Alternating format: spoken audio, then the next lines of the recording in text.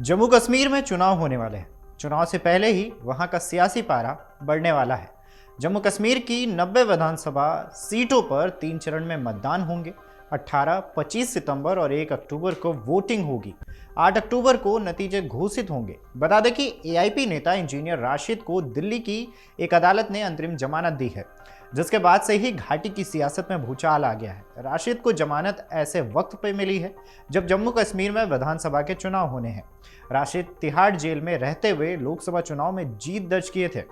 उन्होंने बारामूला में दिग्गज नेता उमर अब्दुल्ला को शिकस्त दी थी। ऐसे में जेल से बाहर आने वाले राशिद से क्यों महबूबा अब्दुल्ला परेशान है और घाटी के चुनाव पर इसका क्या असर होगा, चलिए बताते हैं।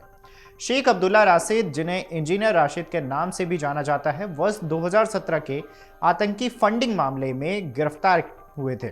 उसे यूएपीए कानून के तहत हिरासत में लिया गया था। 2019 से वह तिहाड़ जेल में बंद है। इस मामले में राशिद की संलिप्तता कश्मीरी व्यवसायी जहूर वतीली के दौरान आई थी। एनआईए ने अपनी चार्जशीट में जिन नामों को शामिल किया है उसमें यासीन मलिक, लश्कर ए तैयबा के संस्थापक हाफिज सईद और हिजबुल मुजाहिदीन प्रमुख सैयद सलाउद्दीन शामिल है। अब जम्मू कश्मीर में विधानसभा चुनाव के बीच अवामी इत्तेहाद पार्टी यानी एआईपी का नेता इंजीनियर राशिद जेल से बाहर आएगा। दिल्ली की अदालत ने उसे 22 दिन की अंतरिम जमानत दी है। इसके बाद 3 अक्टूबर को जेल में सरेंडर करना होगा। इंजीनियर की जमानत को पार्टी एआईपी उत्तर कश्मीर के लोगों की जीत बता रही है। राशिद की जमानत से एआईपी को कितना फायदा होगा ये तो आने वाला वक्त बताएगा, लेकिन इतना तो साफ है कि नेशनल कॉन्फ्रेंस और पीडीपी में बेचैनी बढ़ गई है।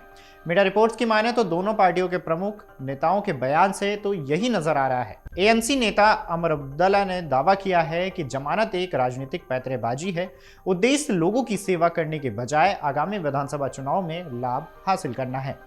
उमर अब्दुल्ला आगे कहते हैं कि उन्हें बारामूला के लोगों के लिए खेद है, क्योंकि भविष्य में उन्हें संभवतः राजनीतिक प्रतिनिधित्व के बिना छोड़ दिया जाएगा। राशिद को दी गई जमानत का उद्देश्य बीजेपी के लिए वोट हासिल करना है। उधर पीडीपी की प्रमुख महबूबा मुफ्ती इंजीनियर राशिद की पार्टी को बीजेपी का प्रॉक्सी बता रही हैं। महबूबा मुफ्ती ने कहा है कि एक तरफ जेल में बंद किसी गरीब व्यक्ति के माता पिता को उससे मिलने की इजाजत नहीं, लेकिन दूसरी तरफ कुछ लोग जेल से चुनाव लड़ रहे हैं, पार्टियां बना रहे हैं। इससे आपको जेल के अंदर से चुनाव लड़ने वाले शख्स के बारे में पता चलता है कि वो किसकी तरफ है। वहीं इंजीनियर राशिद वो नेता है जो तिहाड़ जेल में रहते हुए लोकसभा चुनाव में जीत दर्ज किया था। बारामूला में उमर अब्दुल्ला को शिकस्त दी थी। इस हार के बाद उमर को राशिद की ताकत का अंदाजा हो गया था। चुनाव के दौरान प्रचार का मोर्चा इंजीनियर राशिद के बेटे ने संभाला था। इतना ही नहीं, रोड शो भी किया था जिसमें अच्छी खासी भीड़ भी जुटी थी। लोगों की भीड़ वोट में तब्दील हुई और राशिद को जीत मिली। जानकार बताते कि इंजीनियर राशिद के सिंपैथी फैक्टर था, लोगों की भावनाएं जुड़ी हुई थी। यही वजह थी कि उन्होंने उमर अब्दुल्ला जैसे दिग्गज को यहां से हराया था। इंजीनियर राशिद की पार्टी कश्मीर घाटी की 35 सीटों पर चुनाव लड़ रही है। ये वो क्षेत्र है जहां पीडीपी और एनसी को सबसे ज्यादा सीटें आने वाली उम्मीद है, लेकिन एआईपी के आने से उन्हें वोट बंटने का भी डर सता रहा है। राशिद की पार्टी को फोकस युवाओं पर है। उसने अपने घोषणा पत्र में छात्रों को फ्री लैपटॉप देने का भी वादा किया है। इसके अलावा राजनीतिक कैदियों की रिहाई का भी वादा शामिल है। राशिद की पार्टी की स्थापना वर्ष 2014 में हुई थी। लंगेट विधानसभा में वो लगातार 2 बार जीत दर्ज कर चुकी है।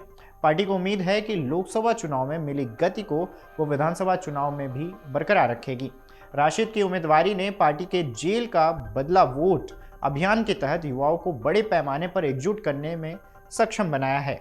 एआईपी को अब घाटी में एक राजनीतिक ताकत के रूप में अपनी स्थिति मजबूत करने के लिए लोकसभा में अपने प्रदर्शन का लाभ उठाने की उम्मीद है। एआईपी ने अपने उम्मीदवारों की पहली लिस्ट भी जारी की है। पहले लिस्ट जारी करते हुए कहा था कि उसने घाटी के 47 सीटों में से 20 सीटों जीतने का भरोसा है।